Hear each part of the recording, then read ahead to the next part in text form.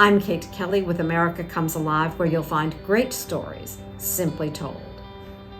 Many Americans grew up on Wonder Bread. It was soft, worked well for grilled cheese or a peanut butter sandwich, and the loaf stayed fresh for a long time. While today many people would prefer a heartier grain bread, Wonder Bread was a huge step forward in the 1920s. Few families had time to make bread at home anymore, but the small bakeries that made bread often weren't very sanitary. The people making the bread often worked 14-hour shifts and sometimes slept on the floor or the counter of the bakery. The bread also didn't stay fresh for very long. Entrepreneurs knew that change was needed. One of the first companies to leap ahead in this was the Ward Baking Company. Starting in the early 1900s, they took space in a small, multi-story building. The dry ingredients were mixed together on the top floor. That mixture was gravity-fed via a chute to the floor below, where a big machine kneaded the dough. Then it was funneled into a trough where it was allowed to rise.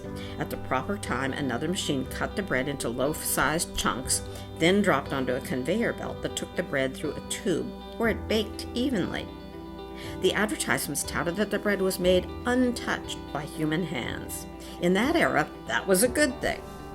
The company that became famous for Wonder Bread was Taggart Company. They started the business the old-fashioned way, with family members running small bakeries in Indiana. As they read about the new operations, they too built bread baking factories. To emphasize sanitation and cleanliness, many factory buildings were painted white. Some factories even gave public tours so that people could see for themselves how clean everything was. After World War I, white bread was increasingly popular, and the Taggart Company was ready to introduce a new bread, Wonder Bread. It was light and fluffy and squeezable. In those days, there was no sell-by date, so shoppers judged squeezability to test for freshness. The Taggart Company bread was unique, and so was its advertising. The company's head of marketing attended a balloon festival while the product was in the works. He returned to work determined to use the floating red, white, and blue balloons on the white plastic packaging. It was eye-catching then, and it's eye-catching now. In 1925, Taggart was acquired by Continental Baking Company, which quickly introduced the squeezable brand nationally. World War II soon changed another aspect of white breads, including Wonder Bread. By 1943, what was called the War Food Order No. 1 mandated that all white bread sold in the United States be enriched with vitamins.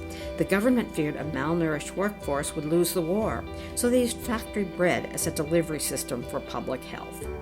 By the 1950s, Americans were watching more and more TV, and shows generally had a single sponsor. The field of children's television was growing, and for a show like Howdy Doody, Wonder Bread was a perfect fit. Children watched the show and ate the sandwiches. In those days, Buffalo Bob, the host, could also eat right along with the audience.